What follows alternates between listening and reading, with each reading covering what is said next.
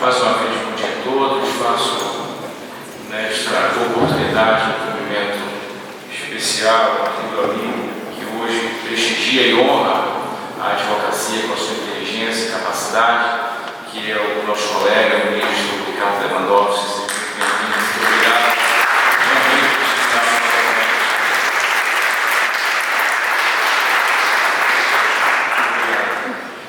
Eu gostaria de saudar aos ilustres membros dessa mesa, que compõem esse painel que está denominado como Legalidade Tributária e Novas Tecnologias.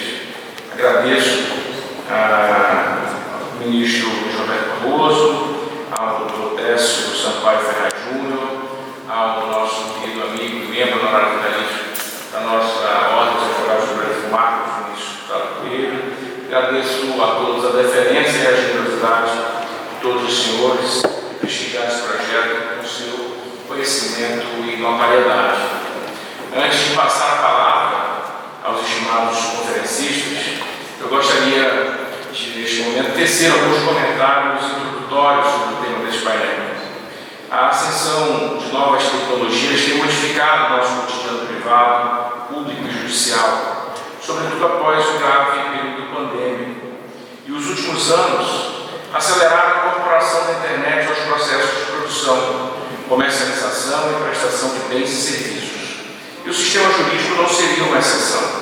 Esse cenário reúne o crescimento da robotização, a internet das coisas, a inteligência artificial, a tecnologia blockchain, por exemplo. Após a emenda constitucional número 19, as instituições brasileiras têm traçado novos caminhos no aperfeiçoamento da prestação de serviços públicos. A implementação de medidas de gestão contribui para a melhoria das atividades fim da administração, bem como concretiza o princípio constitucional da eficiência. Eu tenho a honra de afirmar que o Poder Judiciário brasileiro é exemplo de trabalho e dedicação.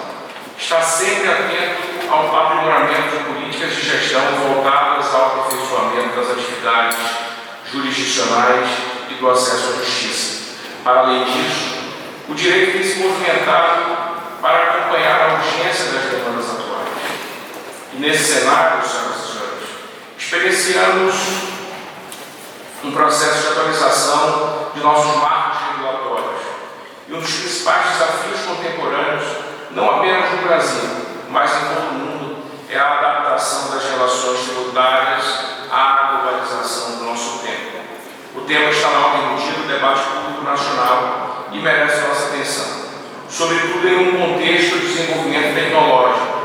A insegurança jurídica na tributação dos processos de produção, comercialização e prestação de bens e serviços que utilizam novas tecnologias como Bitcoin, streaming, softwares e redes sociais, por exemplo, tem promovido diversos embróglios jurídicos que merecem a nossa atenção. É preciso refletir sobre a tributação de riquezas, auferidas no ambiente virtual, em especial sobre operações com bens desmaterializados. Entretanto, devemos considerar que, atualmente, a tecnologia é central para a economia. Por isso, um sistema tributário moderno é essencial para permitir que empresas de tecnologia possam prosperar e inovar continuamente, beneficiando toda a sociedade. Nós observamos o processo de vida ordinário do direito. A velocidade do aprimoramento legislativo não caminha no tempo naturalmente veloz da economia digital. Por isso, o judiciário brasileiro recorre com frequência à harmonização interpretativa enquanto não há legislação específica. Todavia, essa não é uma tarefa simples, em razão da indefinição da natureza de algumas atividades da economia digital. Eu cito, por exemplo, a inexistência de lei que defina a natureza jurídica dos criptoativos, a edição de atos normativos pelo Banco Central, pela Comissão de Valores Imobiliários e pela Receita Federal do Brasil, atribuindo a eles naturezas diversas e, por vezes, paradoxais. São amplos os reflexos que as tecnologias digitais emergentes trazem para o direito tributário, mas não só. Elas também constituem ferramentas potenciais na aplicação de várias funções que visam o aperfeiçoamento da gestão fiscal do Estado. Tecido Vencidas essas considerações introdutórias, eu passo a palavra aos nossos conferencistas. Passando com muita honra a palavra ao ministro Luiz Roberto Barroso.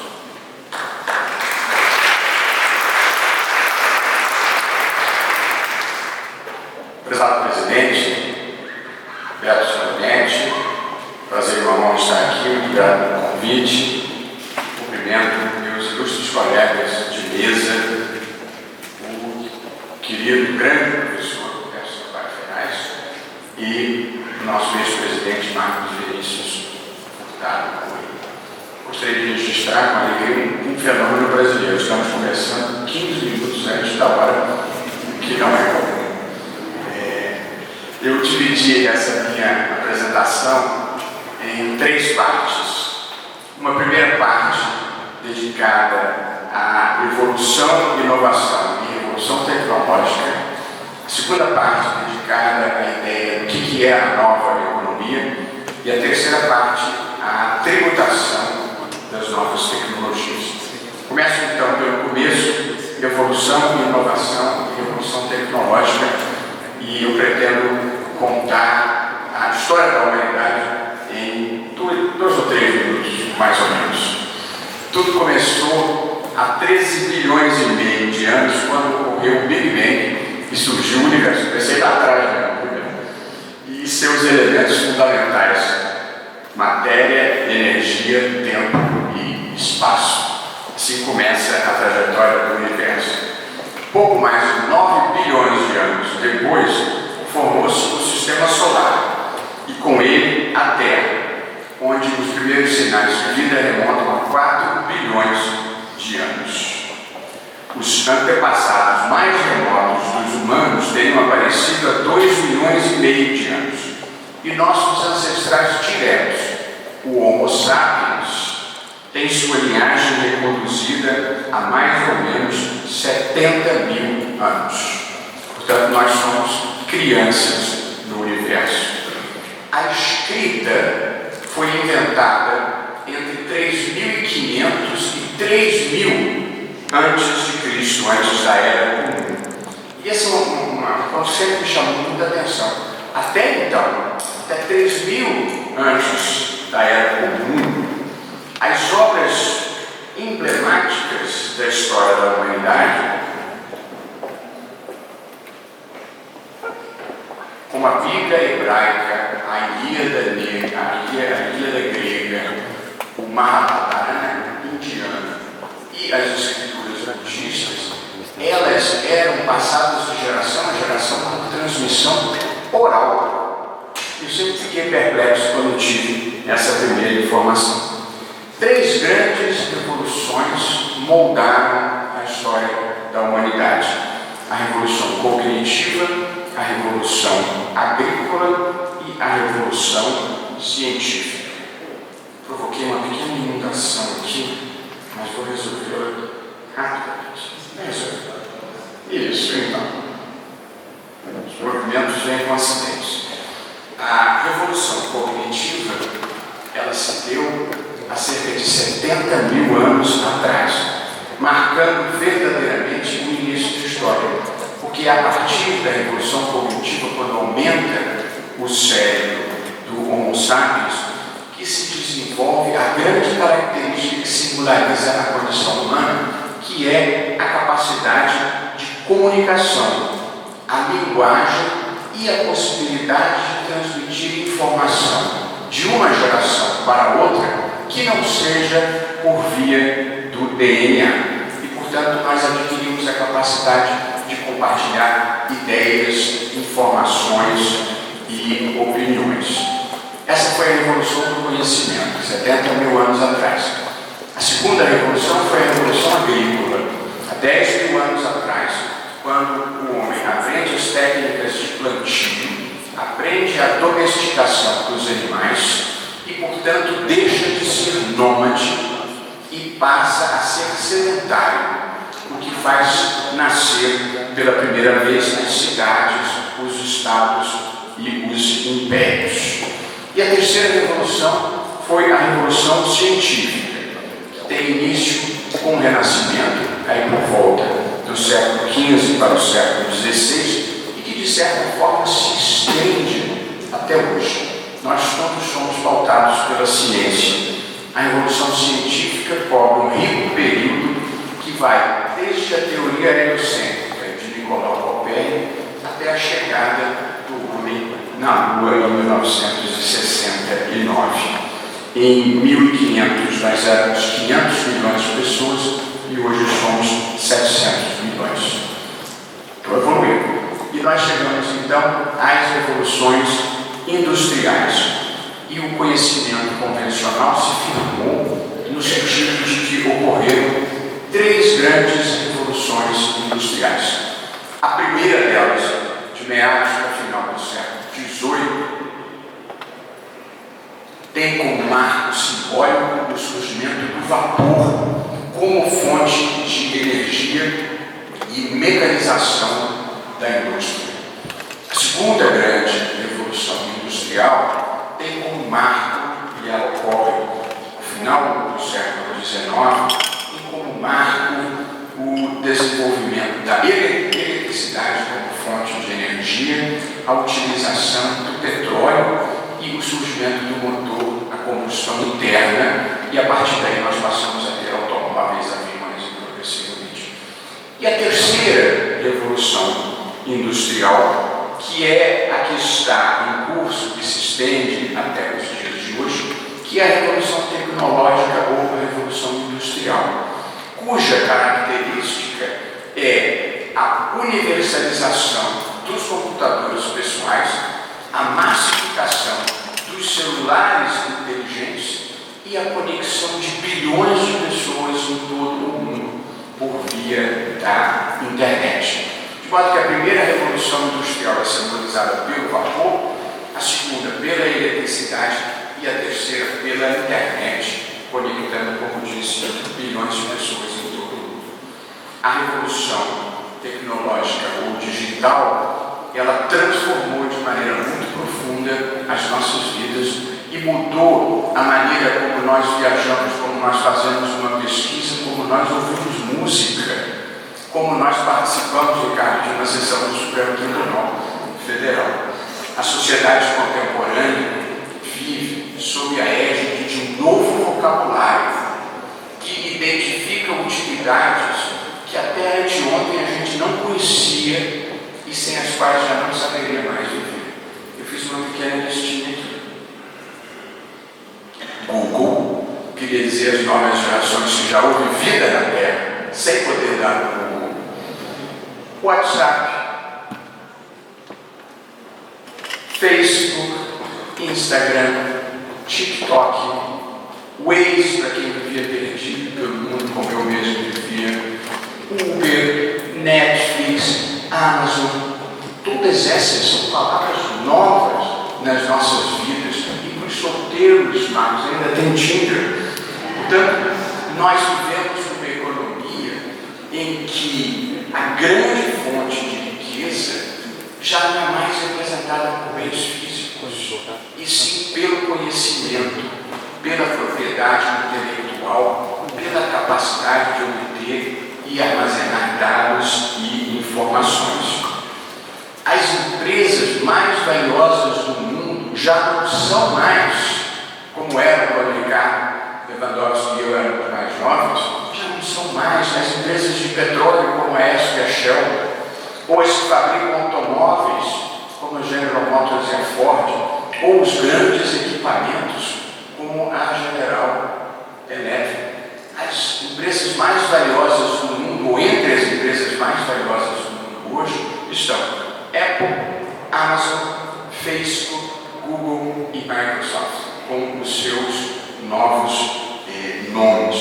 Portanto, nós vivemos esse admirável mundo novo, lembrava o nosso presidente Nelson Monetti, da tecnologia da informação, da biotecnologia, da nanotecnologia, da impressão 3D, da computação quântica, dos carros autônomos, da internet das coisas, algoritmo, que é uma palavra que a gente não conhecia até outro dia, vai se tornando o conceito mais importante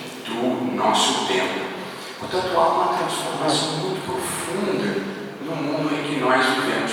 Um autor americano escreveu uma frase que me impressionou, em que ele disse assim: Uber, que é a maior empresa de táxis do mundo, não possui nenhum veículo.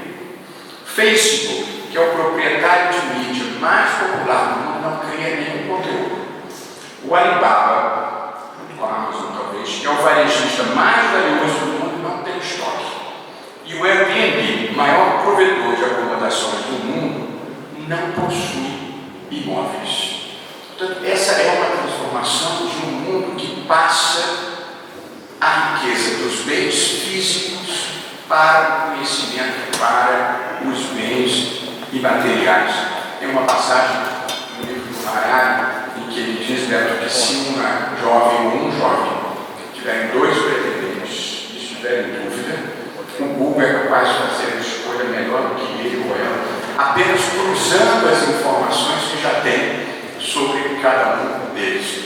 É establecedor o que está acontecendo, o que está se delineando no mundo em que nós ainda vamos viver um pouco dos nossos filhos e netos, em que algumas das decisões mais importantes das nossas vidas vão ser tomadas heteronomamente fora da gente, com melhor qualidade. E isso é uma ruptura profunda com o grande pilar da civilização ocidental, que é o livre-arbítrio, que é a autodeterminação das pessoas. Imaginem o impacto que sofrerá o dia que as principais decisões sobre a vida de cada um de nós pudessem ser tomadas externamente a gente, melhor do que nós seríamos capazes. Nessa passagem do Bom Deus, que o Harari diz isso, que o Google escolheria melhor, eu anotei a parte, prefiro errar só assim, mas a verdade é que há um processo profundo de transformação ocorrendo e já se fala na quarta revolução industrial, que seria a fusão da tecnologia da informação com a biotecnologia e a inteligência artificial, misturando o físico com o virtual, o humano com o mecânico. Esse é o ponto em que nós chegamos e esse é o fim da primeira parte da nossa conversa, dedicada à evolução e inovação e à revolução tecnológica.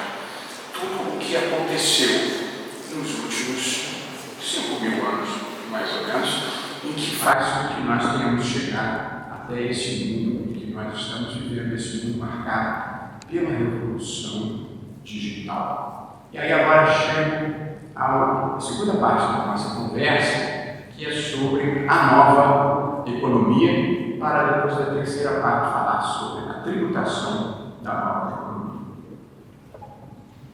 Existem diversos fenômenos contemporâneos que, de certa forma, se realimentam. Um é a globalização, o outro é o desenvolvimento das novas tecnologias e o terceiro é o surgimento de uma nova economia, que é a economia digital.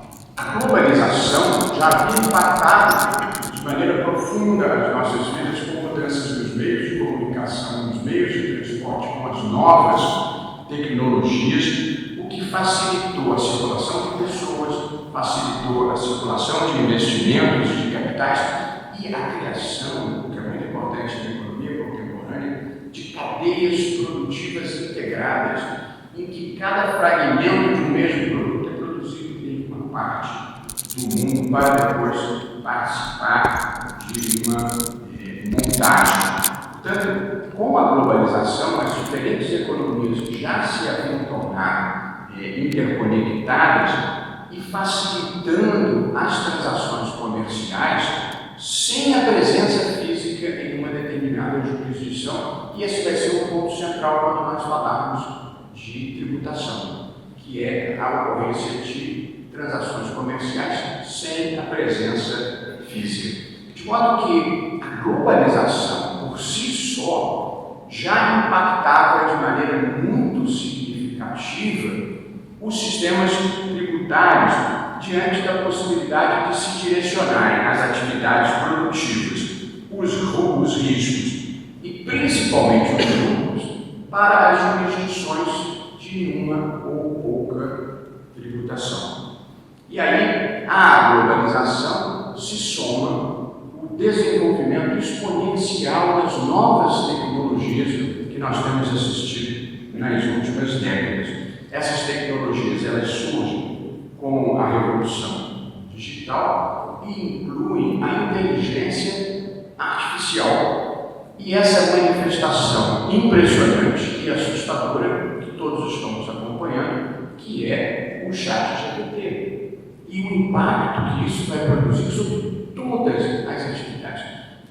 Na verdade, é uma coisa horrível. Eu coloquei no ChatGPT 90% de acerto, mais de 90%, pequenos erros facilmente corrigíveis, de modo que é impossível exagerar o impacto que isso vai produzir sobre as nossas vidas, inclusive sobre a vida no direito. Eu mesmo tive um evento internacional e me reuni com o pessoal da Amazon Web Services para saber o que vem por aí, o que a gente pode aproveitar no direito, no mundo da jurisdição e da advocacia.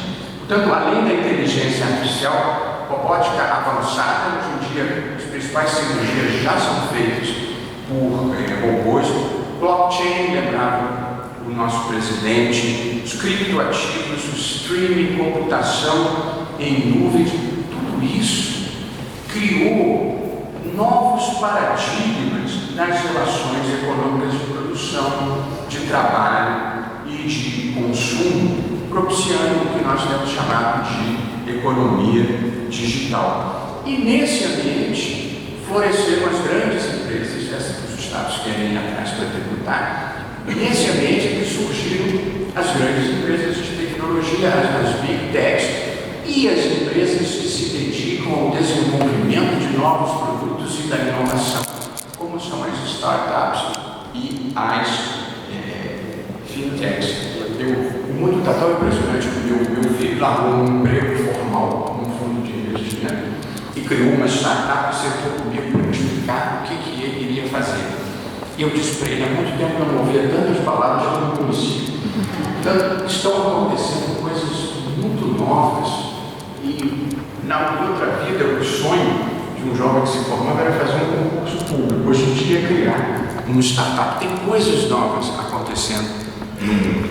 E essa economia digital propiciada por esses avanços tecnológicos e pela rede mundial de computadores tem características da economia digital que impactam o direito e o direito tributário especificamente. Algumas dessas características, a virtualização da vida, ou seja, as interações pessoais já não precisam da presença física, a desterritorialização das relações econômicas, as empresas já não estão mais situadas fisicamente no seu local de negócios e a diversificação de bens e serviços que hoje são oferecidos. De modo que surgem novos modelos de negócio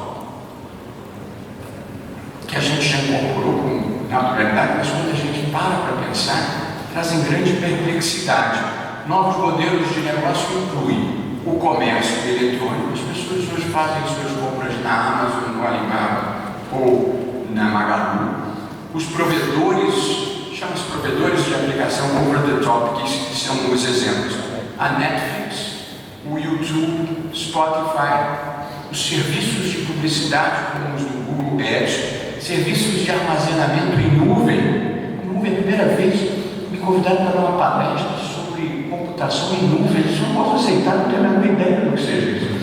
E hoje em dia faz parte da rotina das nossas vidas. O Supremo tem uma nuvem que ele armazena as suas decisões. Portanto, o sistema de serviços de armazenamento em nuvens como o iCloud, o Dropbox, todo mundo hoje em dia usa o Google Drive, serviços de pagamento, PayPal, PagSeguro, compartilhamento de bens e serviços como Uber, Airbnb, as redes sociais de interação, Facebook, Instagram, TikTok, sites de notícias como o UOL e o Globo.com. Portanto, tudo isso é novidade nas nossas vidas e naturalmente surge no plano interno e no plano internacional o desafio da adequação dos modelos de tributação tradicionais a essa nova economia.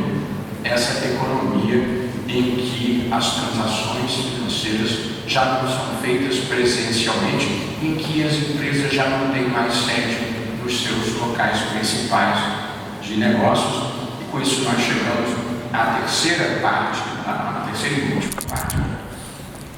A parte 3, portanto, tributação das novas tecnologias, começando pelo problema a ser enfrentado. Portanto, eu pretendi descrever até aqui a existência de uma economia globalizada e digital que se vale da descentralização das suas atividades pelo mundo e um modelo de negócios baseado na exploração de ativos intangíveis. Essas são as duas grandes modificações. A ausência de presença física e a riqueza hoje em dia está na propriedade intelectual. E, naturalmente, essa economia descentralizada e fundada em bens intangíveis proporciona o que a OCDE tem denominado de erosão das bases tributárias. E essa erosão das bases tributárias pode ocorrer tanto pela manipulação das normas lícitas para atingir objetivos abusivos do ponto de vista tributário, quanto e, sobretudo, pela ineficácia das normas tradicionais para incidirem sobre a nova economia, porque elas foram concebidas para aquela economia tradicional. De modo que a tributação global da renda já não se ajusta a esse cenário do comércio internacional sem presença física. Essa situação produz um desalinhamento entre o local em que a tributação é efetuada e o local onde o valor é efetivamente gerado. Portanto, vive-se a dificuldade da tributação de empresas que não têm presença física e cujos ativos estão fora do país. Esse é o problema, essa é a grande dificuldade dos sistemas tributários globais hoje.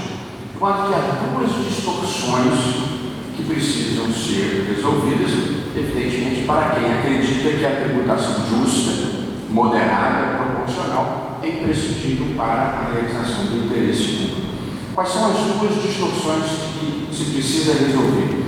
É preciso alocar o poder tributário do Estado onde está a fonte de receita, portanto, onde está o mercado consumidor, onde estão os usuários. E, em segundo lugar, é preciso equacionar a questão tributária para superar a vantagem competitiva que as empresas da economia digital passaram a ter sobre as empresas da economia tradicional. Porque, na verdade, as duas precisam conviver. A gente precisa continuar ir ao supermercado, a gente precisa comprar comida.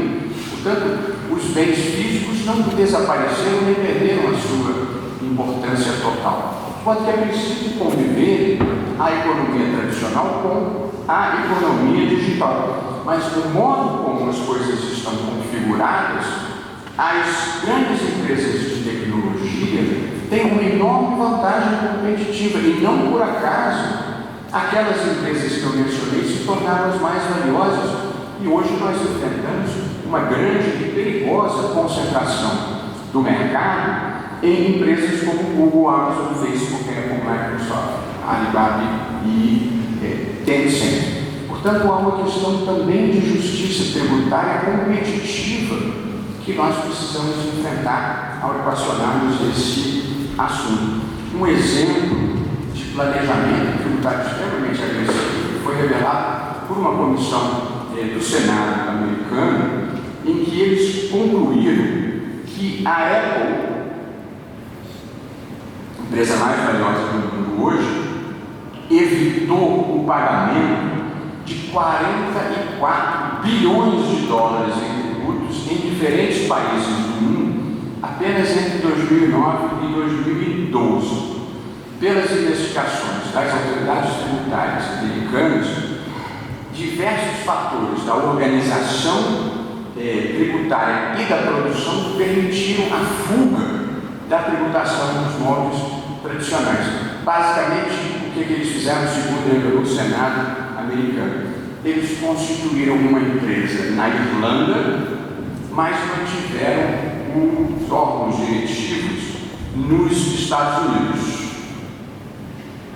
E aí, para fins tributários, eles não tinham residência nem nos Estados Unidos, nem na Irlanda, e assim conseguiram se evadir da tributação da renda. Segundo a OCDE, os planejamentos tributários abusivos foram responsáveis pela queda na arrecadação dos países num montante global entre 100 e 240 bilhões de dólares. De modo que a grande distorção que é preciso enfrentar é encontrar um mecanismo de tributação justa para os países onde a atividade econômica é efetivamente realizada e uma tributação justa entre empresas para que não haja vantagem competitiva de umas em relação às outras. Não é fácil equacionar esse problema e, na verdade, é preciso soluções globais. Essa é uma das outras situações que está acontecendo no mundo, como na questão ambiental, como na questão, que lembrava o nosso embaixador alemão, a questão da regulação das mídias sociais, é que não adianta você ter uma solução particularizada para cada país. Você precisa de soluções globais, senão você não consegue. A poluição que se produz no Brasil, ela não afeta só o Brasil. Ou a notícia falsa que é produzida na Rússia para chegar aos Estados Unidos não afeta, evidentemente, só a Rússia, onde ela é produzida. De modo que também nessa questão relativa à tributação é preciso soluções globais, é preciso soluções de cooperação internacional, ou se vai ter muita dificuldade com as soluções particularistas. E aí nós ficamos sabendo que a OCDE, que é a Organização para a Cooperação e Desenvolvimento Econômico, da qual o Brasil não é integrante formal, embora tenha instituições brasileiras que participem, né, no próprio CAD, a OCDE tem proposto soluções baseadas em dois pilares. O primeiro é uma melhor distribuição de lucros e direitos tributários entre países para privilegiar o local onde a atividade econômica é desenvolvida.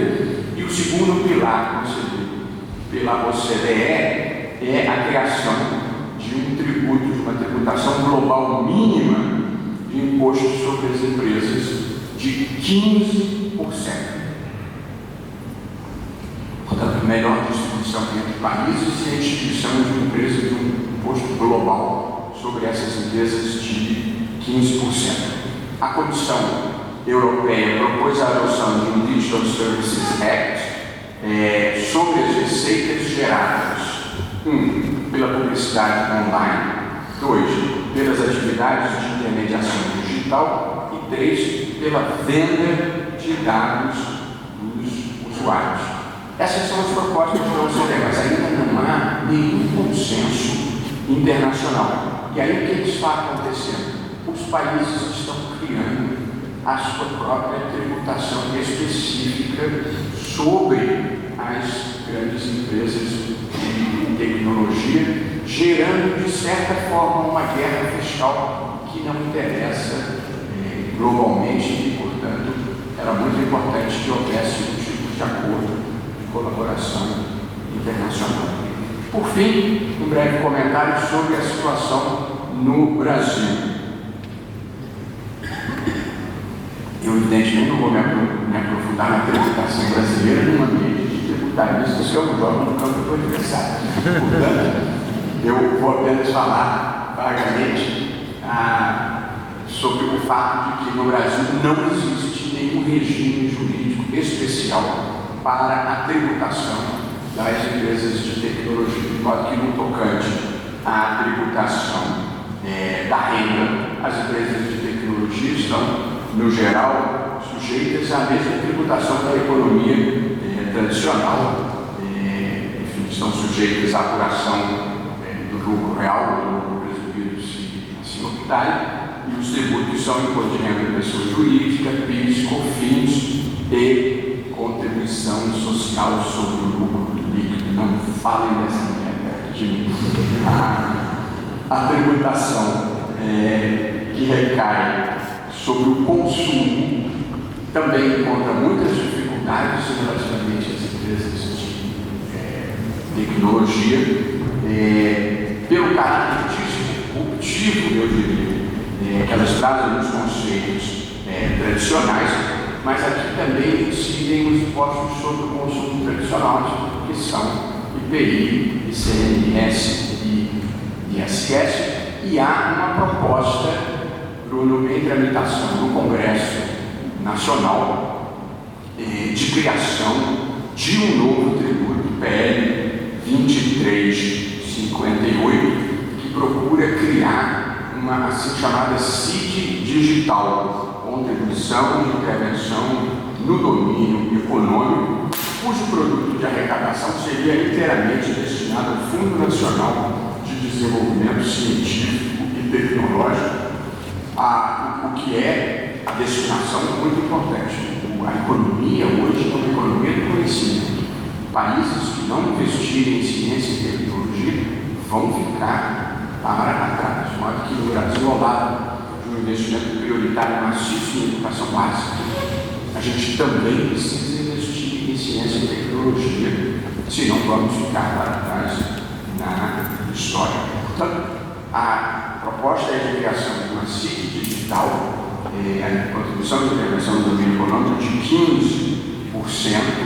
incidente sobre a receita bruta decorrente da utilização das plataformas digitais disponibilizadas para a exibição de publicidade, venda de mercadoria, prestação de serviços e transmissão de dados a usuários no território nacional. Aqui não importa onde esteja a empresa, se a base econômica do governo do Brasil estará sujeita a esse tipo de tributação. E, apenas lembrando, existem diversos incentivos fiscais, especialmente em relação à Zona Franca do Amazonas. Apenas pela curiosidade, as urnas eletrônicas brasileiras, elas são produzidas em 2 lugares. A placa-mãe é produzida em Manaus, por causa dos incentivos que existem para a Zona Franca de Manaus, mas porque Manaus receber as placas quando as urnas novas ficarem prontas. Mas como a Amazônia tem uma logística muito complexa, você transportar a urna inteira de Manaus para o resto do Brasil ficava muito caro, porque tudo tinha que ser por avião. Então fabrica-se a placa-mãe, que é uma tirinha fininha, em Manaus, mas a montagem é feita em Ilhéus, na Bahia, onde existe outro incentivo econômico. Então você monta a urna em Ilhéus e a partir dali você distribui por terra, muito obrigado pelo convite, distribui por terra por todo o Brasil, devido a esses incentivos fiscais eletrônicos que existem na Amazônia. In questa sala, in questo momento, tutti noi siamo senza internet, senza connessione. Ci sentiamo tutti perduti. Siamo tutti perduti. Traduce essere in simultaneo en vivo. Bueno. Il mondo digitale è una parte fondamentale della nostra vita. Fondamentale, e lo sarà sempre di più.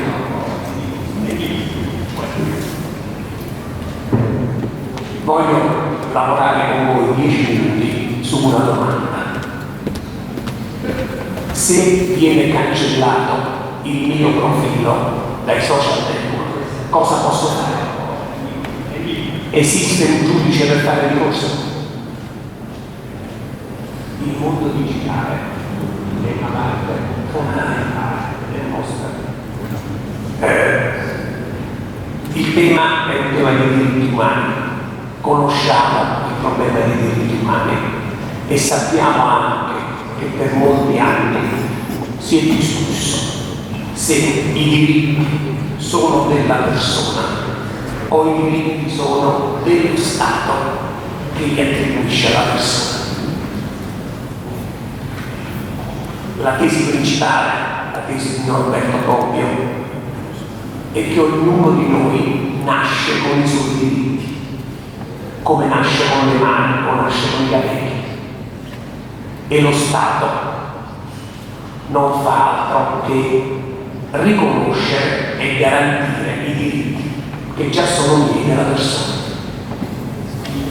In questo vi indico molto interessante l'articolo 2 della Costituzione italiana, che dice proprio questo: la Repubblica riconosce e garantisce i diritti inviolabili dell'uomo. Il mio dubbio è: nel mondo di Facebook i miei diritti sono diritti miei del mio profilo o sono diritti di Facebook che li riconosce? Non ho dubbi, sono diritti di Facebook, perché dentro Facebook, ma è uguale per Instagram, Twitter, noi non siamo cittadini, noi siamo sudditi, come era nella monarchia.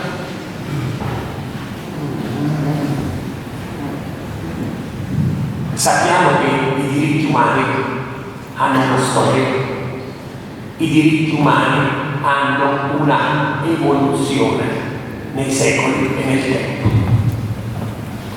Sappiamo, quando spieghiamo i diritti nelle università degli studenti, che esistono le 3 generazioni di diritti: diritti liberali, diritti sociali, diritti di solidarietà.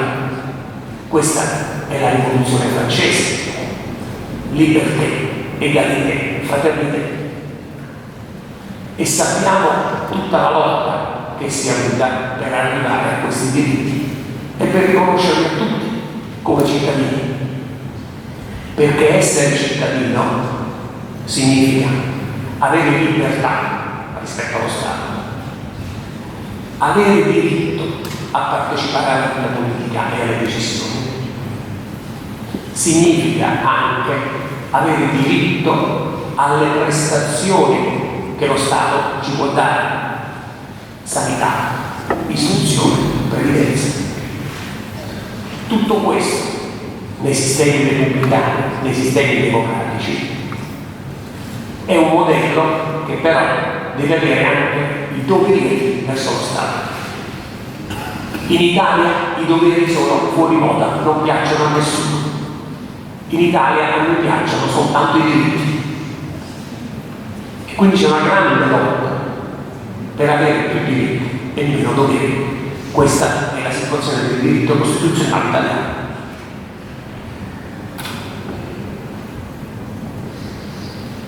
Poi arriva il mondo digitale. Il mondo digitale è un mondo completamente nuovo, è un nuovo pianeta e noi stiamo cercando di regolare questo nuovo pianeta con le regole tradizionali degli Stati e vediamo che non siamo capaci. Pensiamo al problema della privacy, della riservatezza. Oggi noi siamo continuamente seguiti e profilati da questo che è il nostro terzo braccio e ciascuno di noi si fa seguire anche volentieri. Diamo tutti il nostro consenso a farci seguire. Quando c'è un'elezione per eleggere un presidente, come si fa oggi a vincere le elezioni? Facendo un comizio in piazza? No. Prendendo i profili di tutti gli elettori. Questo ce lo insegna Trump nel 2016 con il caso Cambridge Analytica. Conoscete il caso di Cambridge Analytica? È questa società che pensava di avere il profilo di tutti gli elettori americani.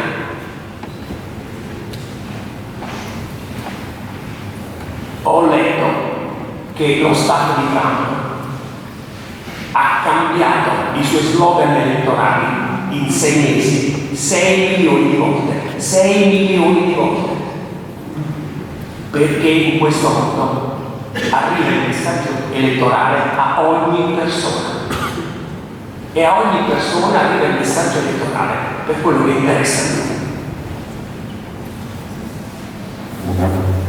Il digitale è una parte fondamentale della nostra democrazia, ma il digitale non è pubblico, è privato, perché Facebook è una società, è una compagnia di un privato che fa quello che vuole, o quasi. In Italia abbiamo avuto molti casi di persone che hanno visto chiuso il loro profilo, perché noi sappiamo la legge dentro il mondo di Facebook, la legge qual è? È la legge dello Stato. La legge sono le guidelines, le condizioni generali di contratto che Facebook ci propone e che noi accettiamo senza neanche discutere, senza pensarci. Si dice, con categoria del diritto civile e del diritto privato, che è un contratto per adesione. Ma ognuno di noi è molto piccolo rispetto alla grandezza di Facebook. Nelle guidelines ci sono regole di non discriminazione, no odio, no razzismo, no pornografia. Ma queste regole chi le applica nel mondo digitale? La polizia? No, le applica Facebook. E quindi può succedere che il nostro profilo venga limitato o chiuso. È quello che è successo al presidente Trump dopo i fatti del gennaio 2021, quando c'è stato l'assalto al Capitolio a Washington, che è una cosa che io non mi sono mai spiegata, perché noi tutti che siamo stati a Washington lo sappiamo che una persona non si può neanche avvicinare a 50 metri al Capitolio, viene fermato. Lì invece sono entrati vestiti da indiani. Vabbè, è successo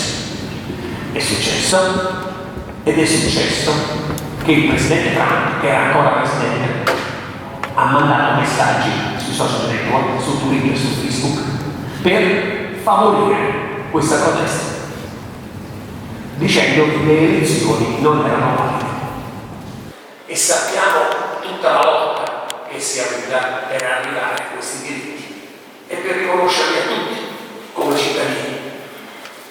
Perché essere cittadino significa avere libertà rispetto allo Stato, avere diritto a partecipare alla vita politica e alle decisioni, significa anche avere diritto alle prestazioni che lo Stato ci può dare: sanità, istruzione, previdenza.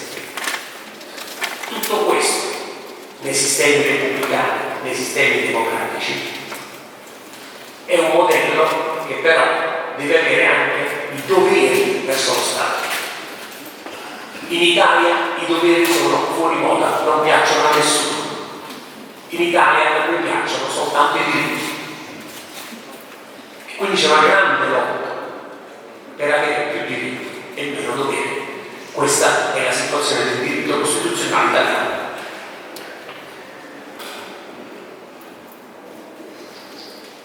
Poi arriva il mondo digitale.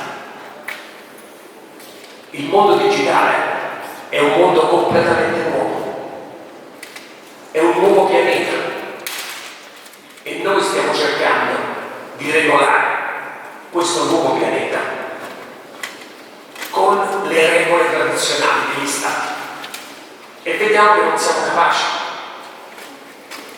Pensiamo al problema della privacy, della riservatezza. Oggi noi siamo continuamente seguiti e profilati da questo che è il nostro terzo braccio, e ciascuno di noi si fa seguire anche volentieri. Diamo tutti il nostro consenso a farci seguire. Quando c'è un'elezione per eleggere un presidente, come si fa oggi a vincere le elezioni? Facendo un comizio in piazza? No. Prendendo i profili di tutti gli elettori. Questo ce lo insegna Trump nel 2016 con il caso Cambridge Analytica. Conoscete il caso di Cambridge Analytica? È questa società che pensava di avere il profilo di tutti gli elettori americani.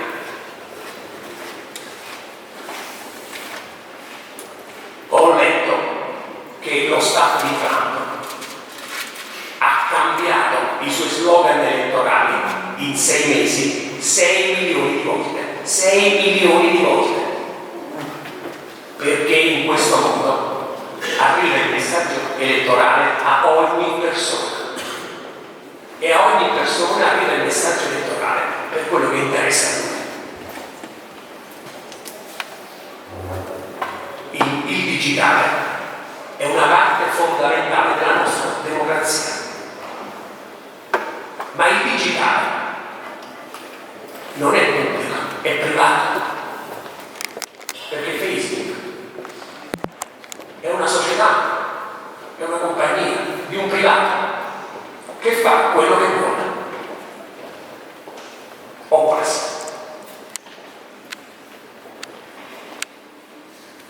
In Italia abbiamo avuto molti casi di persone che hanno visto chiuso il loro profilo, perché noi sappiamo la legge dentro il mondo di Facebook, la legge qual è la legge dello Stato. La legge sono le guidelines, le condizioni generali di contratto che Facebook ci propone e che noi accettiamo senza neanche discutere, senza pensarci. Si dice, con categoria di diritto civile e di diritto privato, che è un contratto per adesione. Ma ognuno di noi è molto piccolo rispetto alla grandezza di Facebook.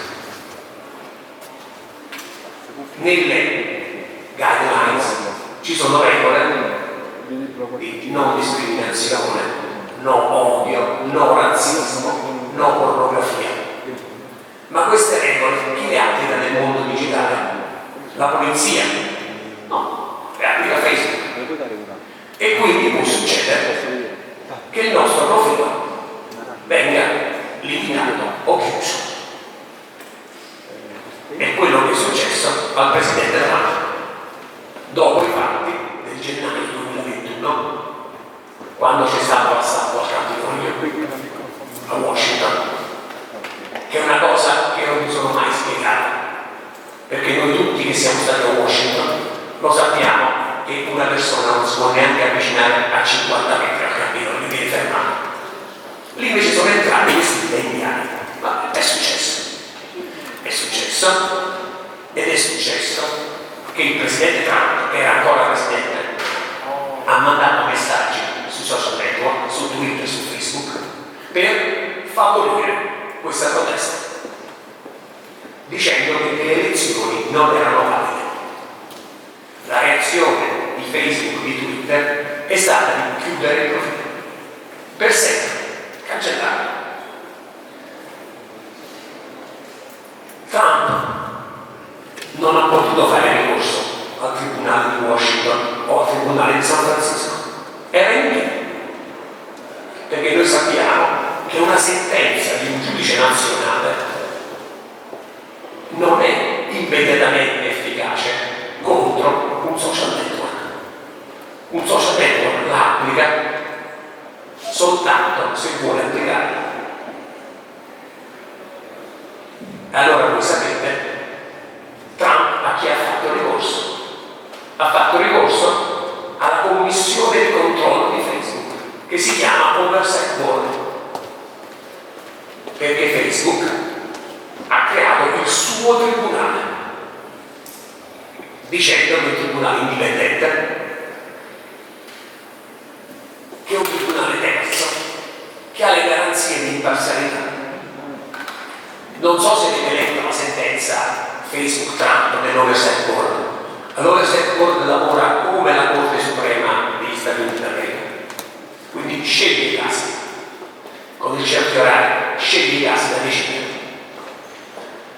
La sentenza Trump è molto interessante, perché è una sentenza che non cita soltanto le guidelines, ma cita le convenzioni internazionali sui diritti, cita la giurisprudenza della Corte Suprema degli Stati Uniti, quindi applica le regole generali del diritto e prese anche una decisione importante, perché diede ragione a Trump, dicendo che l'espulsione eterna non era giusta, ma bastavano 2 anni di sospensione. 2 anni.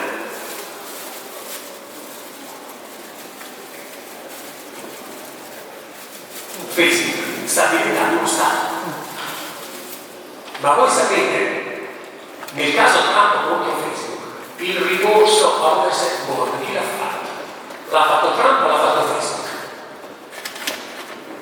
L'ha fatto Facebook il ricorso.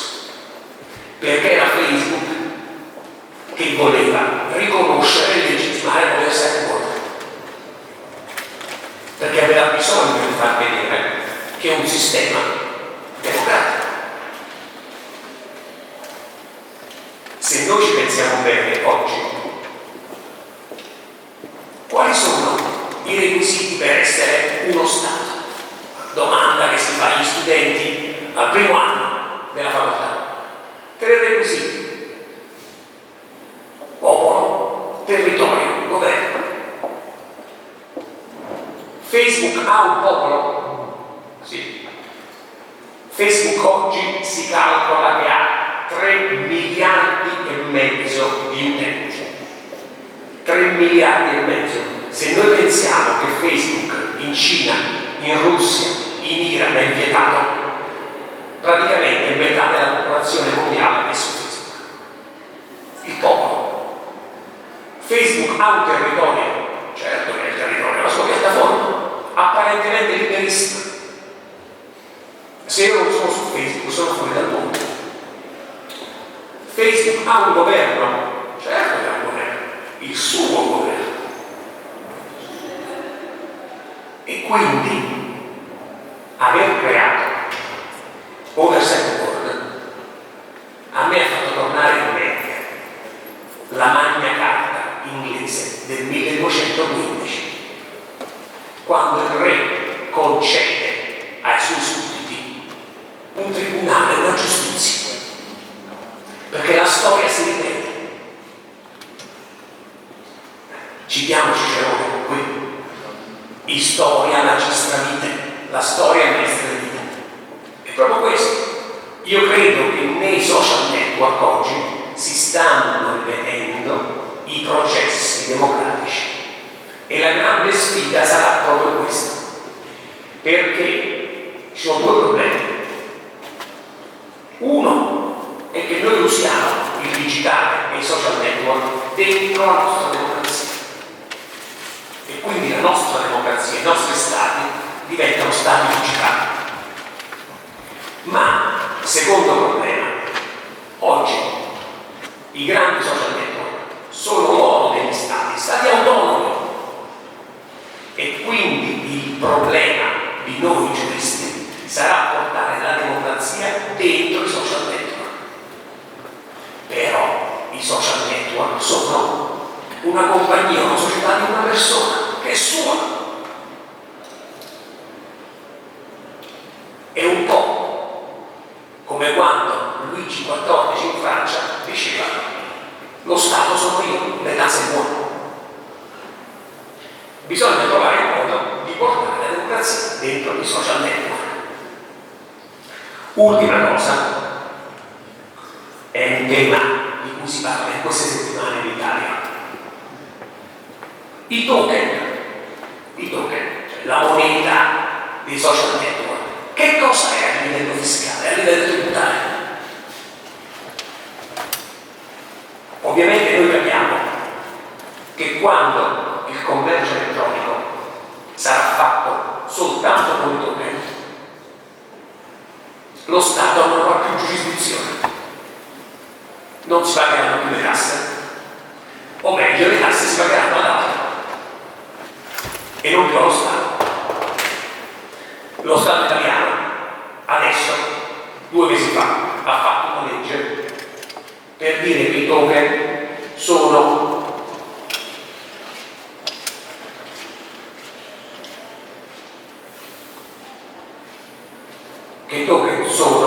come strumenti finanziari e che quindi io, cittadino italiano che ho dei token, devo dichiararli nella dichiarazione dei redditi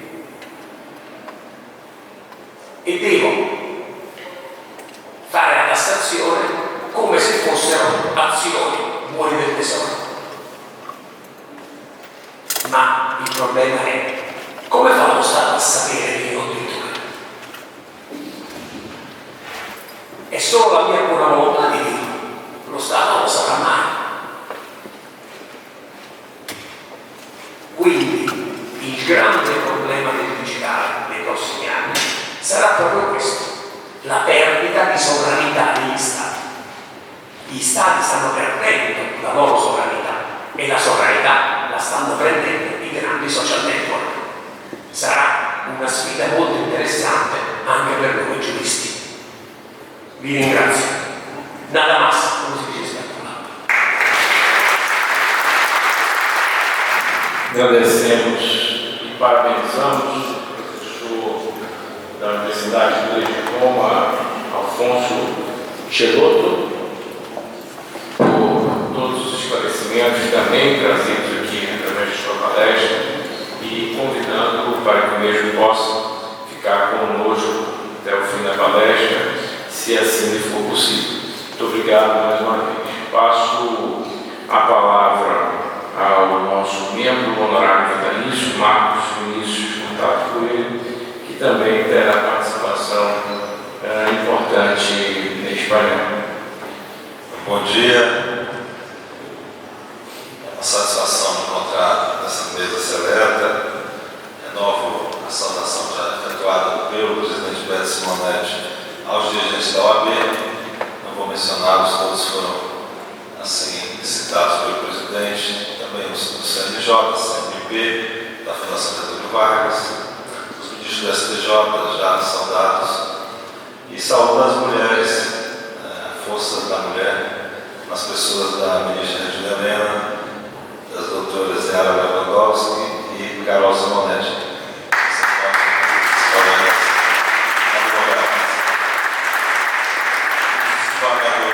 Estaduais presentes também são muito bem-vindos, como também o Ministério Público, aqui representado nas pessoas do Procurador-Geral de Justiça Thiago Soares, do Estado de Minas Gerais, e do meu irmão Sérgio Henrique Furtado Coelho, que é membro do Ministério Público, hoje atuando no CNMP. Saúdo os colegas advogados militantes, Bruno Araújo, Carlos Caputo, Francisco Adriano, Eduardo Maneira, Jorge Lúcio e Ricardo Lewandowski. Nunca é demais, sempre será pouco fazer as justas homenagens ao nosso hoje colega, que tanto contribuiu para o cenário jurídico democrático, para a efetivação dos valores constitucionais do nosso país. Hoje damos as boas-vindas ao colega Ricardo Lewandowski, que já foi conselheiro da OAB do Estado de São Paulo, agora retoma as fileiras da advocacia. É de fato um motivo de muito orgulho para todos nós. Aqui me encontrar ao lado do professor Técio Sampaio, de quem foi, professor, quem sou, aluno até hoje, de quem foi durante a faculdade um leitor muito assíduo diarista de suas obras, porque, sem dúvida alguma, compreender a teoria geral do direito do Brasil, as noções fundamentais, sem Técio Sampaio Ferrajuna é impossível. Ele é, portanto, essencial ao Estado de Direito do Brasil. Ao lado também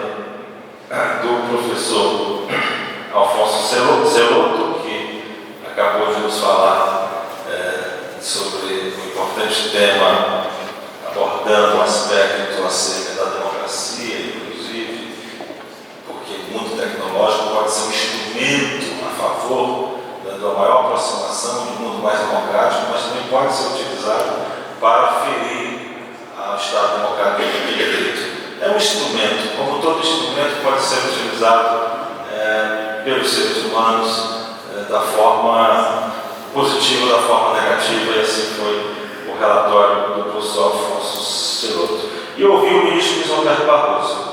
É uma música poética, né?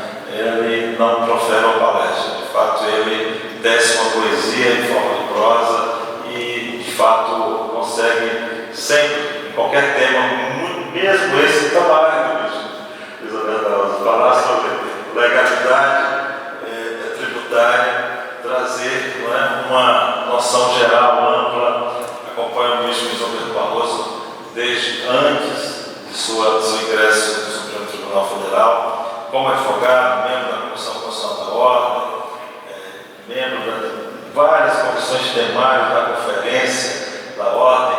Me lembro bem, quando presidente da Ordem, liguei ao ministro recém-indicado ao Supremo Tribunal Federal para parabenizar. Ele disse: só não me retiro da Conferência da OAB.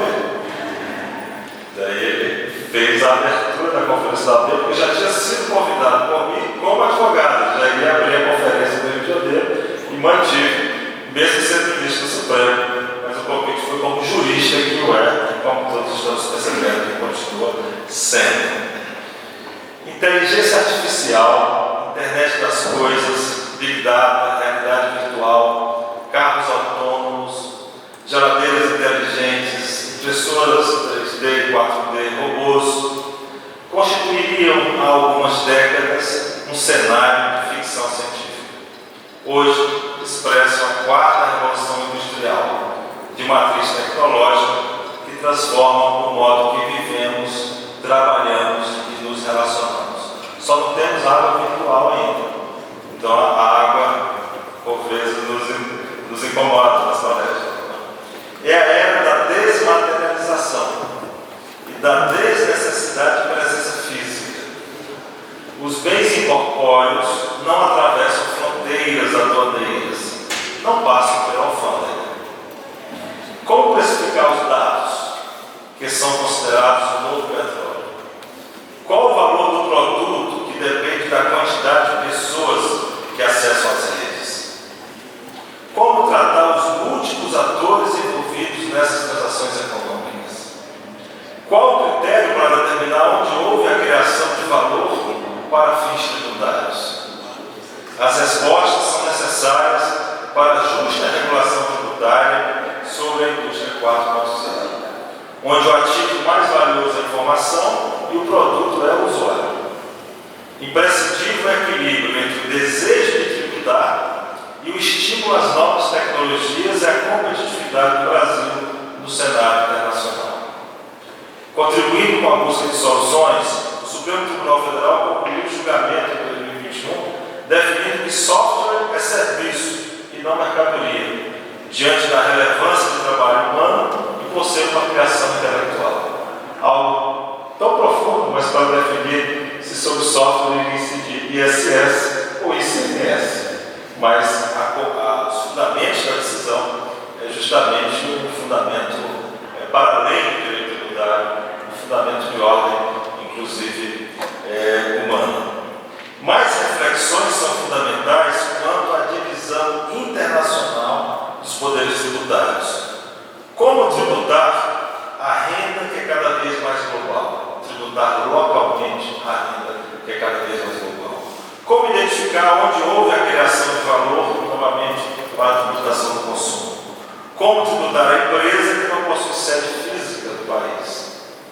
Como se vê, esse debate suscita mais interrogações do que certezas. Há apenas um consenso, sintetizado no lema da União Europeia.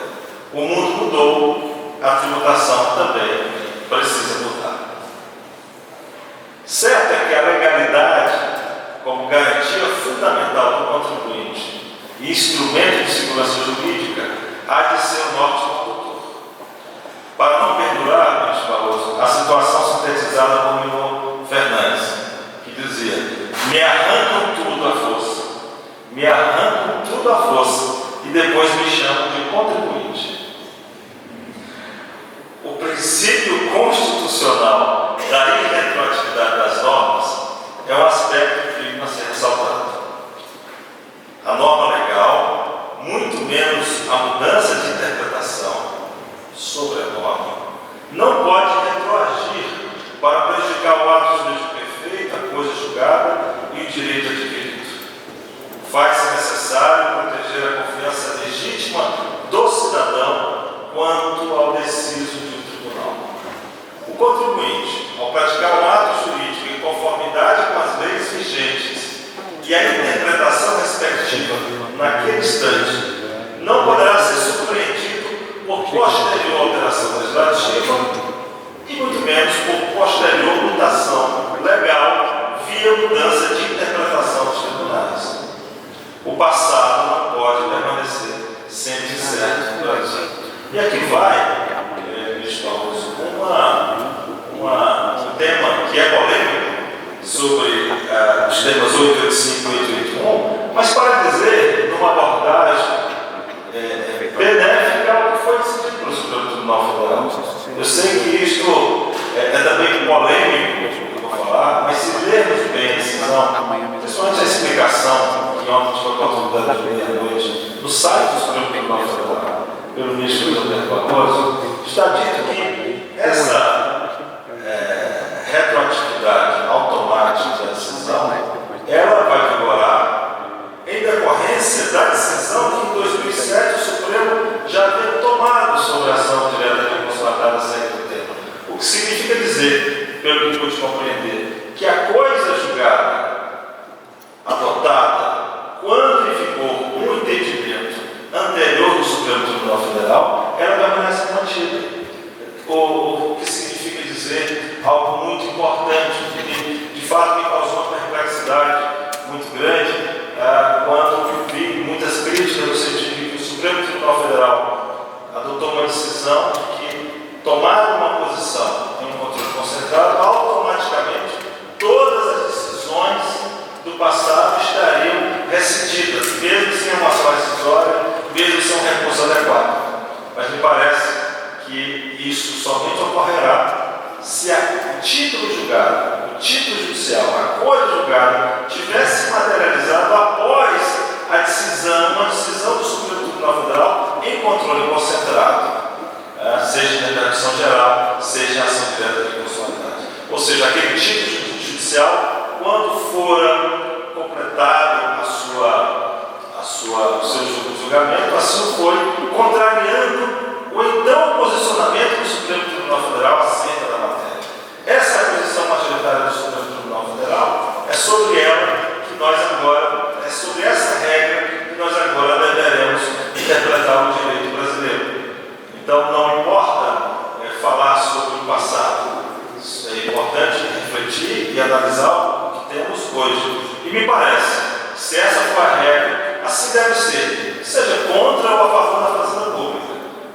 Havendo uma coisa julgada, efetuada de acordo com a então vigente interpretação do Supremo Tribunal Federal, eventual mutação do Supremo sobre esse ponto não terá o condão de retroagir para ferir esta coisa julgada. Portanto, somente a coisa julgada inconstitucional, no momento em que ela foi prolatada, é que estaria rescindida. Foi o que pude entender do que li no site do Supremo Tribunal Federal, porque parece que não temos ainda um acordo sobre a matéria. O contribuinte, digo novamente, ao praticar um ato jurídico em conformidade com as leis vigentes e a interpretação respectiva, não poderá ser surpreendido por posterior alteração legislativa ou por mutação legal via mudança de interpretação dos tribunais. O Estado de Direito pressupõe o controle do poder e o sistema de limites. E aqui abraço para render uma justa homenagem ao Hugo de Brito Machado, um grande tributarista, um grande jurista nordestino, que tivemos a perda bem recente. Disse Hugo de Brito Machado em sua tese de doutorado: o interesse público mais forte e mais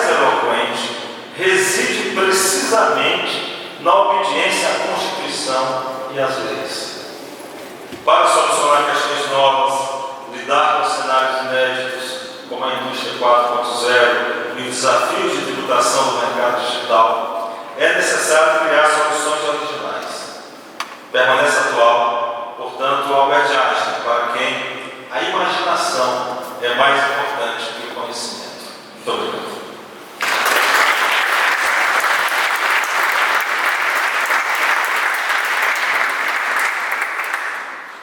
Muito obrigado, nosso sempre presidente Marcos Vinícius Eduardo Coelho, que também trouxe linhas super interessantes e muito esclarecedoras também sobre o gigante tema que temos nesse painel. Eu passo a palavra para o último expositor deste painel, que é Legalidade Tributária e Novas Tecnologias, que é o professor Tércio Sampaio Ferraz Júnior, da Universidade de São Paulo. Muito obrigado pela sua presença, professor. Muito obrigado, senhor presidente, da mesa. Cumprimento a todos, senhoras e senhores. Prazer estar aqui com todos. Obrigado pelo convite.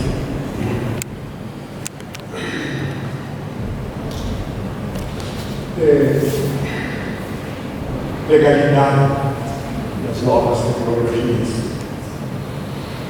Ninguém é obrigado a fazer ou deixar de fazer alguma coisa, senão ilegalidade. Em 2011, no Brasil, foi promulgada uma lei que estabelecia por um prazo determinado um benefício fiscal em relação a contribuições previdenciárias. Ao invés de se contribuir sobre o faturamento, era possível contribuir sobre a folha do pagamento, que facilitava muitas empresas. Essa lei posteriormente foi modificada por uma medida provisória, e essa medida provisória sofreu um processo de conversão coercitiva. Nesse processo de conversão, o projeto de conversão, apareceu uma lista com códigos que estavam beneficiados por essa medida. A Presidência da República, naquela ocasião, isso já em 2012, vetou um dos códigos que estavam no anexo da lista. Mas, no último artigo da lei, havia a indicação de quando os códigos entrariam em vigor. E aí estavam enumerados os códigos que entrariam em vigor. Dizia que ele tinha sido vetado na lista. Aconteceu de fato.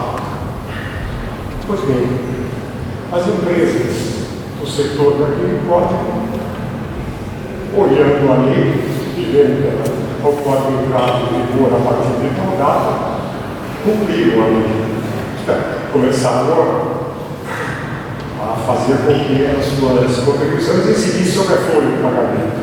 E, para a sua surpresa, foram gozadas e multadas pela Receita Federal.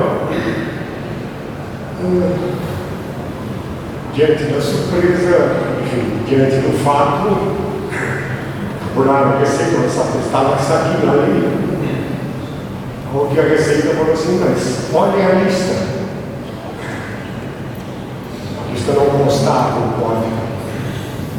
Mas mais do que isso, a primeira resposta que dizia a Receita é: não está no sistema. Quase que a gente poderia dizer,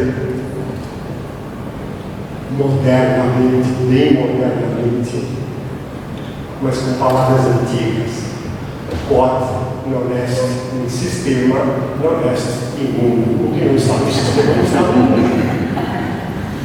E isso não vale apenas para esse exemplo que eu estou lhes dando, que eu estou lhes fornecendo nesse momento, mas é, curiosamente, uma condição bastante generalizada.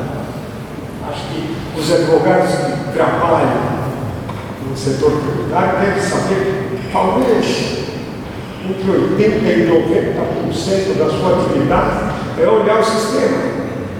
O sistema comanda. Ainda que não sejamos obrigados a fazer ou deixar de fazer alguma coisa senão em virtude de lei.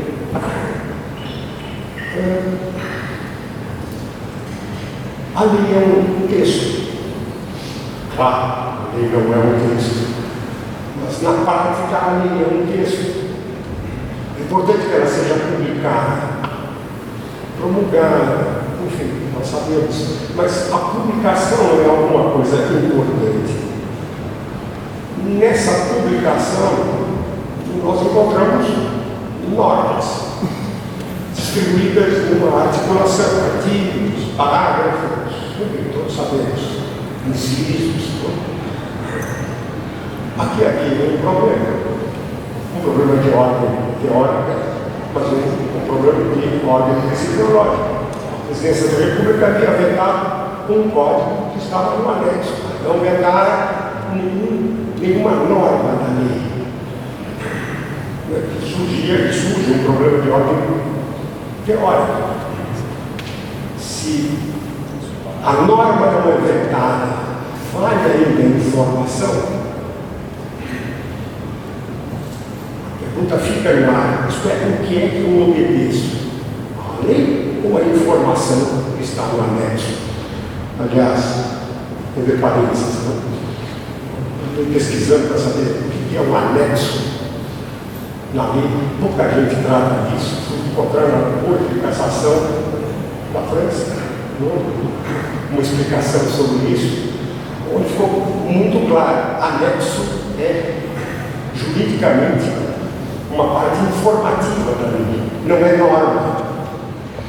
Portanto, quando nós vetamos uma informação, não vetamos a norma. Mas mesmo assim, a questão continuou. E isso nos faz pensar nesse outro lado. A lei é texto articulado. E o que é o sistema onde o código, no caso o código informado, foi absolvido? Considerando esse poder coercitivo da lei, está na base das pretensões tributárias do Estado, está na base da sujeição do contribuinte a esse poder do Estado. Portanto, pensando em todo esse poder de coação, tudo isso está envolvido por essa noção que determina esse primeiro caminho, legalidade. É isso que nós estamos falando. Mas, neste caso, eu estou dando um exemplo, entre esse articulado de normas, a informação, parece que a informação, de fato, acaba prevalecendo. Eu faço essas observações, então, para chamar a atenção para um segundo ponto importante, que é a questão do texto e, portanto, do discurso legal. Quando nós pensamos no discurso legal, e quando nós pensamos, portanto, naquilo que se publica, imediatamente nos vem à cabeça o óbvio. O que é que nós lemos? Nós lemos uma escritura, algo que está escrito. Nesse valor da escritura, como uma tecnologia antiquíssima da humanidade, de fato, quando nós pensamos na escritura, nós estamos pensando nessa montagem mecanizada, inclusive na impressão, que permitiu durante milênios até a organização psíquica e social da humanidade. A escritura é uma base importante. O que é a escritura? A escritura está ligada ao alfabeto e a essa condição fundamental das civilizações, que é a alfabetização.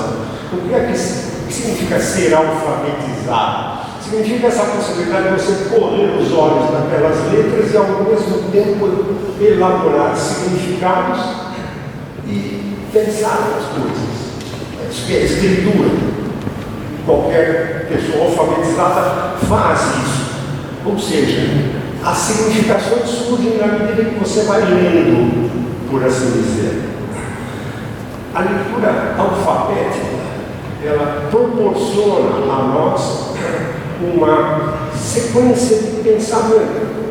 Toda a lógica que nós conhecemos, pelo menos a lógica da escritura que vem da Grécia, de Roma, do direito romano, onde a gente pensa da esquerda para a direita, mas não importa, pode ser também da direita para a esquerda, ela é uma sequência regular em que nós trabalhamos com o antes e o depois. Isso proporciona o pensamento em termos de lógica, o antecedente e o consequente. Isso está fortemente ligado à leitura. Ou seja, graças à alfabetização e graças ao alfabeto, graças à escritura e, portanto, à lei textualmente percebida, nós podemos entender como se forma a legalidade. Isto é, nós podemos perceber aqui, mediante a escritura, dois atributos básicos da legalidade. Primeiro, a generalidade. Ainda que num país em que há muitos analfabetos, a lei escrita e publicada se dirige a todos. Isso é uma presunção, mas que seja. E perante esse texto que se dirige a todos, qualquer um em tese pode ler, nós somos iguais. Ok, graças à escritura, portanto, nós podemos vivenciar a liberdade. Também, do outro lado, como uma proibição dirigida à própria administração do Estado, instituir, aumentar tributos sem lei, etc., como nós todos sabemos. Ou seja, a legalidade, mediante essa linguagem alfabética, ela age sobre os agentes e sobre o seu comportamento, regula as condutas. A escritura é uma coisa realmente extremamente importante dentro do meio histórico apropriado. Pois bem, graças à escritura, nós também delimitamos espaços e tempos.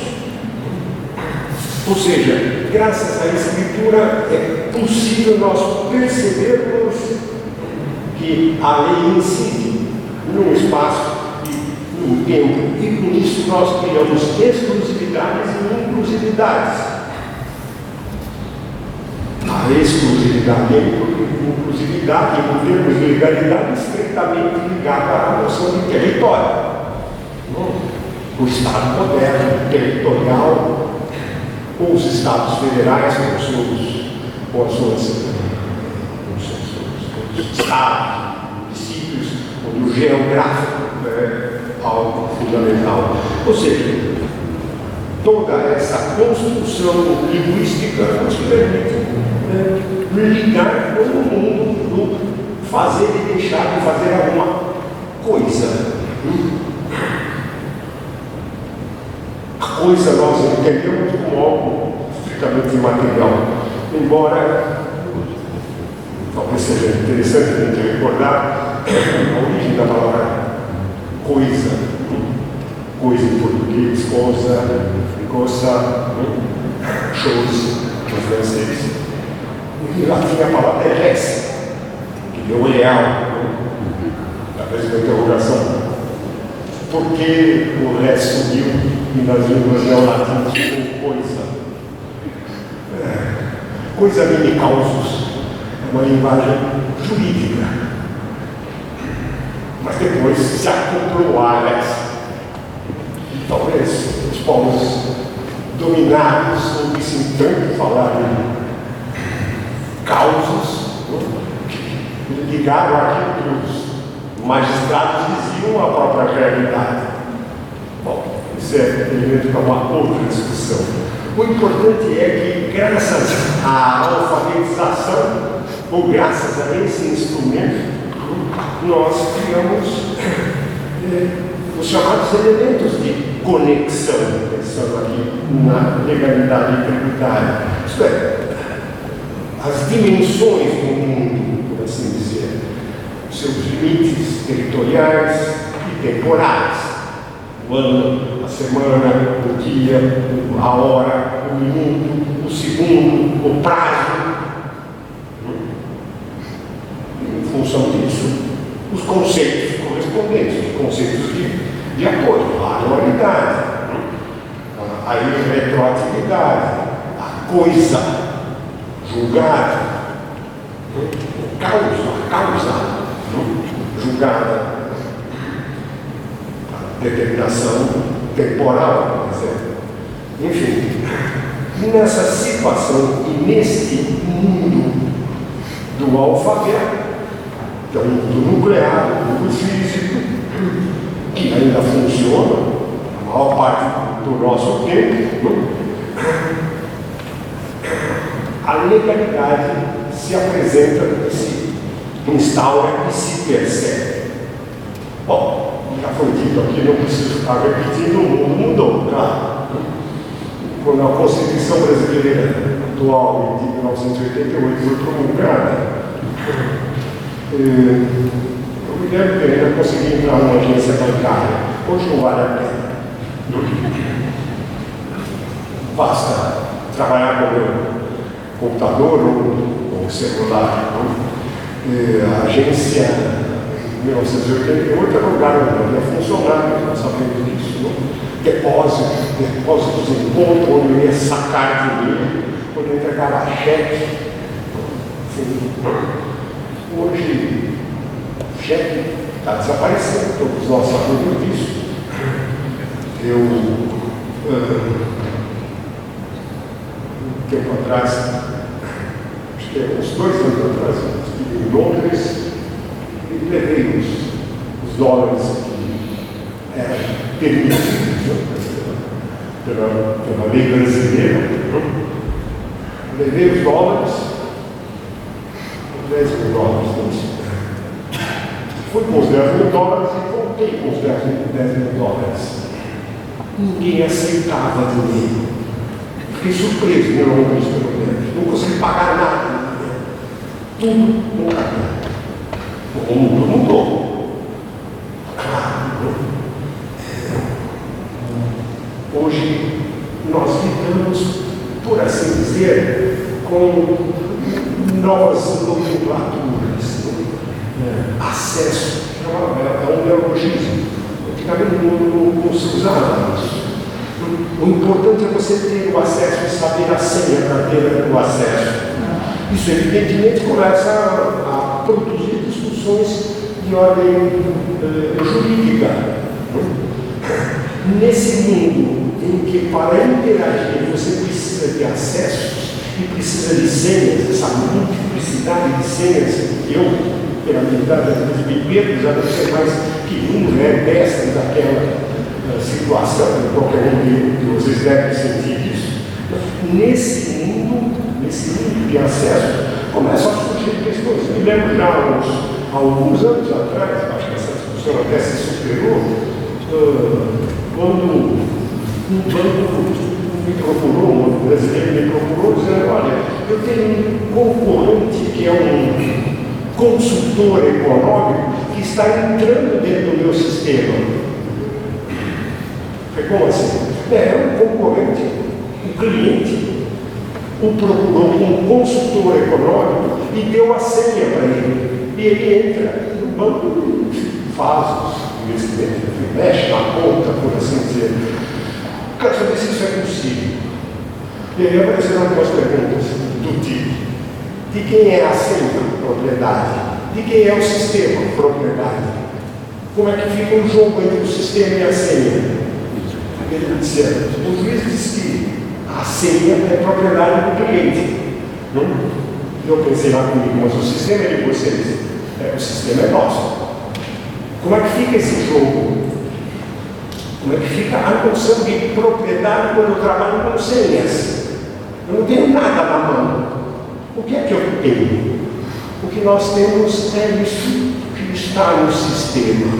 E o que é que está no sistema? No sistema está uma das maiores commodities até hoje inventadas, que se chama informação. É isso que está no sistema. E para isso eu só preciso de acessos. E o sigilo por meio de códigos, claro. Mas nessa situação, aquele mundo, o mundo da fixidez, o mundo da permanência, legalmente exigida na noção de legalidade, fazer ou deixar de fazer alguma coisa, se não exigir a lei, fica desamparado. Ou seja, quando nós chegamos nesse mundo chamado digital, estamos num outro mundo. Mas, afinal, todos nós sabemos digitar. Eu até hoje não aprendi datilografia. Os outros que catam milho, como se dizia antigamente. Mas mesmo assim, eu me vejo diante de um teclado do computador ou do meu celular, é verdade. Se eu disser para alguém que eu não sei datilografar o meu computador, vão dizer para mim: ô velho, é digitar. Não é mais datilografar, é digitar. Qual é a diferença entre digitar e datilografar? Eu acho que qualquer um de nós percebe.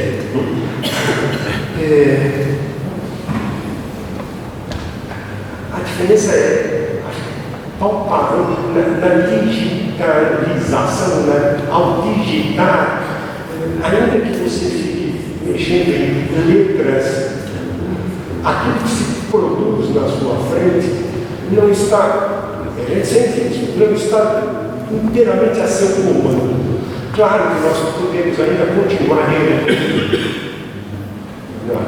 na hora de digitar, mas o mais importante é aquilo que vai aparecendo, sobre o que nós não temos um total controle. Quantas vezes vocês já tentaram mandar mensagem e depois precisam corrigir, porque o computador inventou uma palavra que vocês nem queriam dizer. Isso pode ser até perigoso. Vocês escrevem embaixo: olha, tal coisa, vocês vão corrigir. Ou seja, na digitação, ou digitalização, para além da datilografia, o comando não está com você, está lá dentro. Dentro do quê, por assim dizer? Isto é, enquanto a datilografia é inteiramente mecânica, vamos dizer assim, a digitalização é pura e simplesmente uma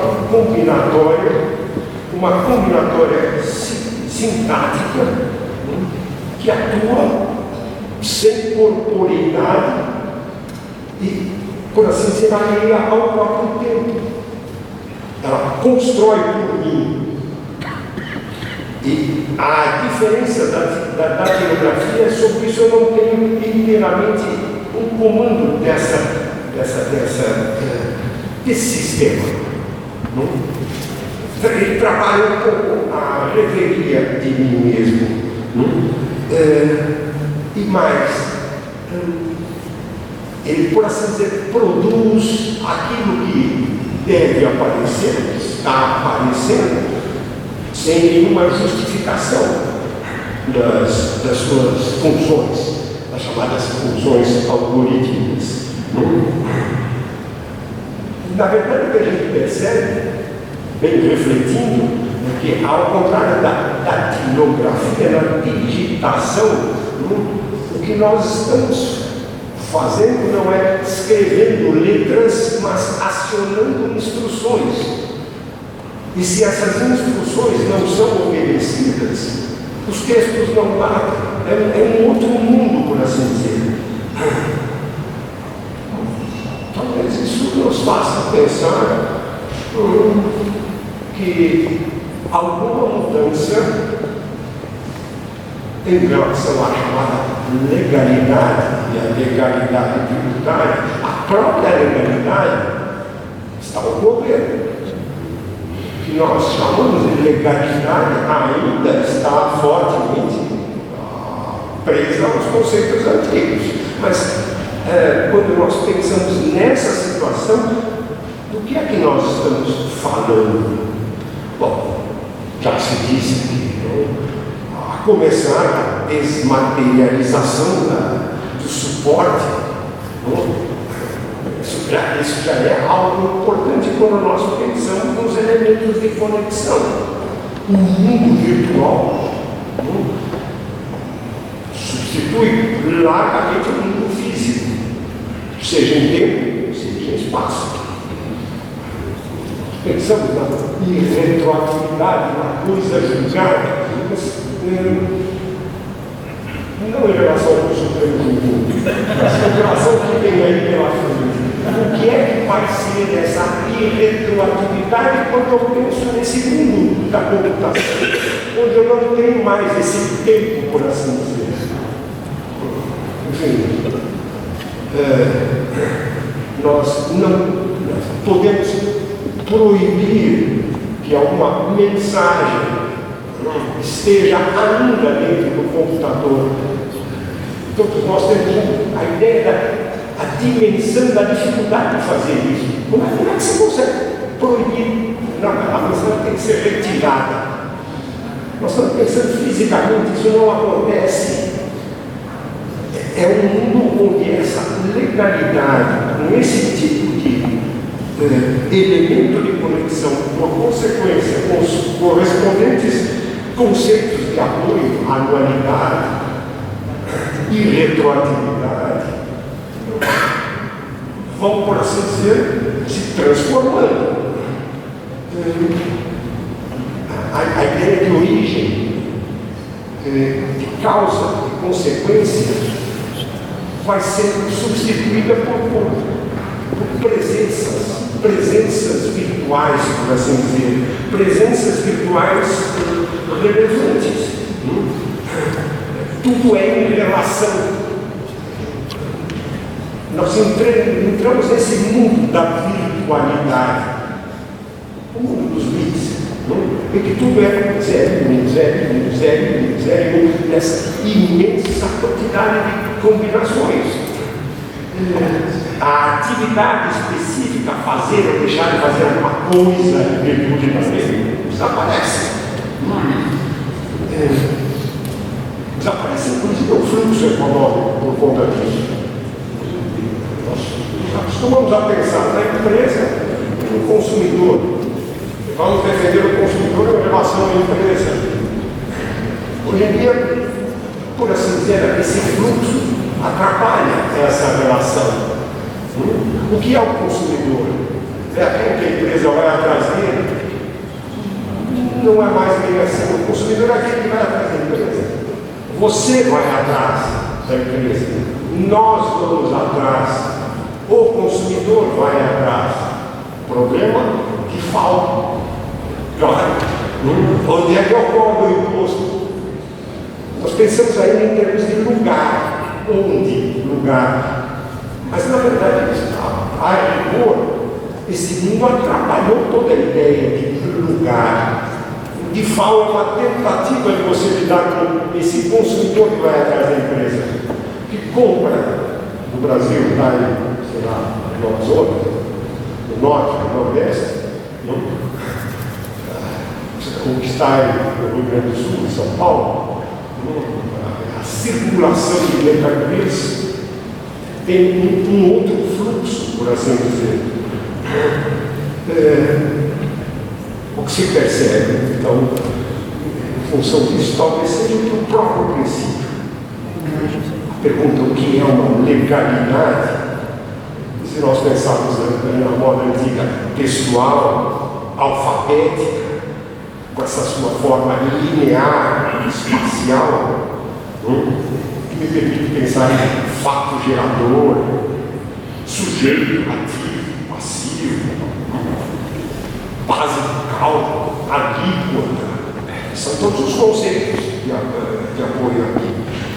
Isso vai ser substituído por esse processamento sobrelinear, organizado, não diacronicamente, mas por operações sincréticas em que se percebe uma forma complexa de organização, um modelo que não tem centro, ele é assíncrono, e onde a hierarquia não funciona.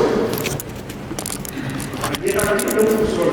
Isso é uma das coisas que eu aprendi já uns 20 anos atrás, com um especialista em computação e em direito, dizendo, olha, a grande dificuldade de você criar, de armazenar a legislação está em você colocar no programa a hierarquia.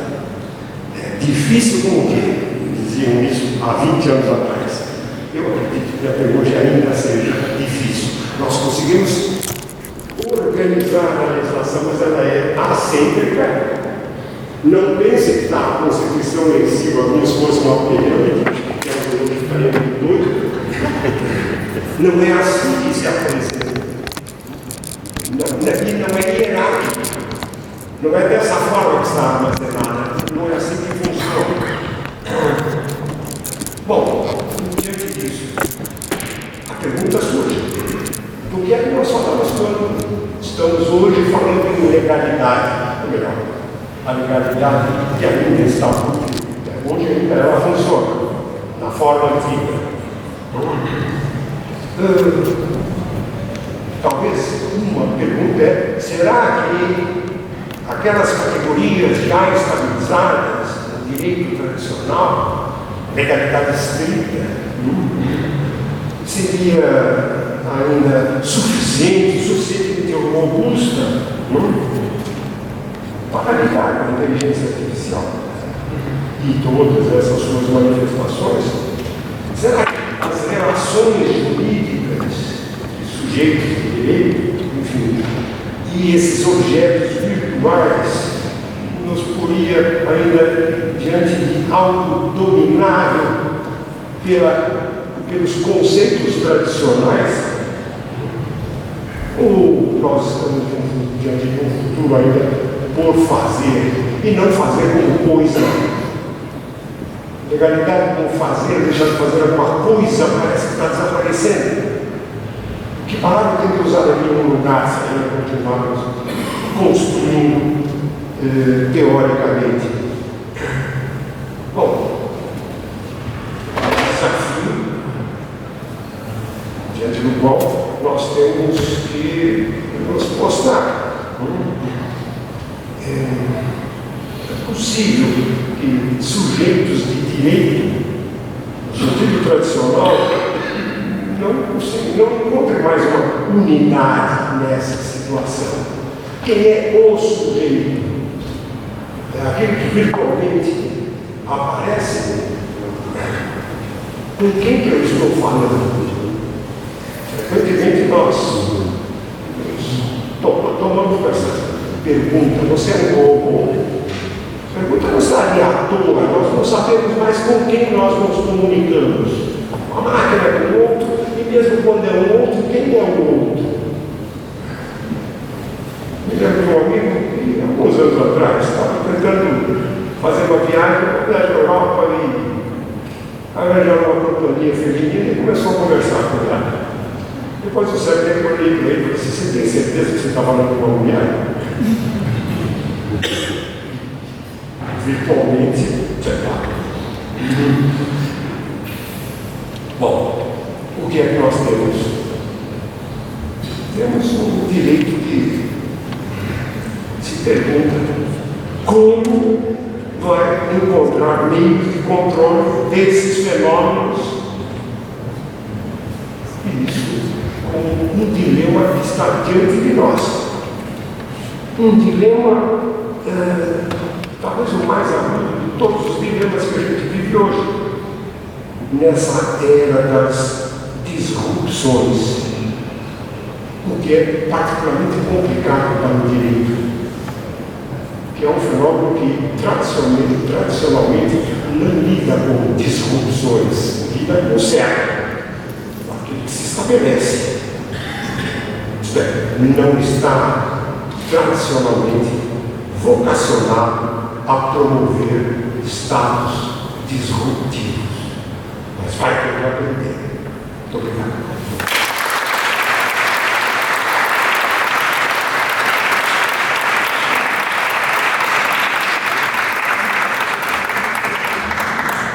Agradeço, maravilhoso, o professor Décio Sampaio Ferraz Júnior, que com sua capacidade peculiar encerra o ciclo de palestras desse painel.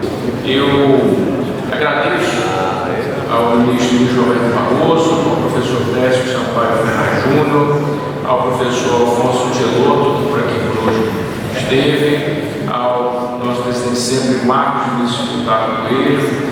E antes de declarar encerrado, eu gostaria de fazer um agradecimento especial ao nosso diretor-geral da Escola Superior da Advocacia Nacional, que é o professor Dr. Rony Bros Duarte, e também ao querido Eduardo Maneira, que ele cuida do tema do direito tributário da nossa escola.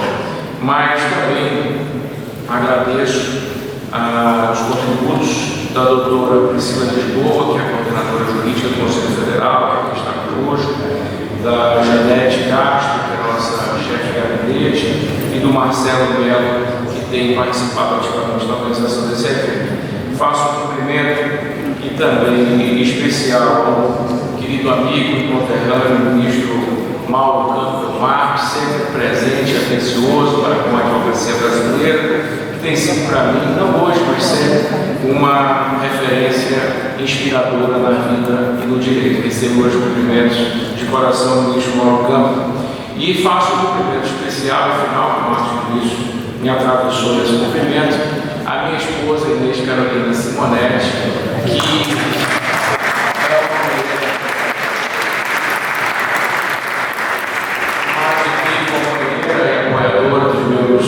projetos e sonhos do ministro Barroso. É uma mulher à frente do seu tempo que há quase 25 anos atrás já cursava simultaneamente o processamento de dados em engenharia elétrica. E não satisfeita, 20 anos depois, foi cursar Direito e recentemente se graduou e brevemente será também uma colega advogada. Ela, portanto, que compreende todas essas disciplinas, ela há muito tempo já é o meu mercado pago, o meu PayPal, o meu Uber eventual, né? E com certeza ela é o meu chat GPT que conhece tudo sobre mim. Mas a dia vai ter tributação. Ainda bem que não tributaram o valor, porque senão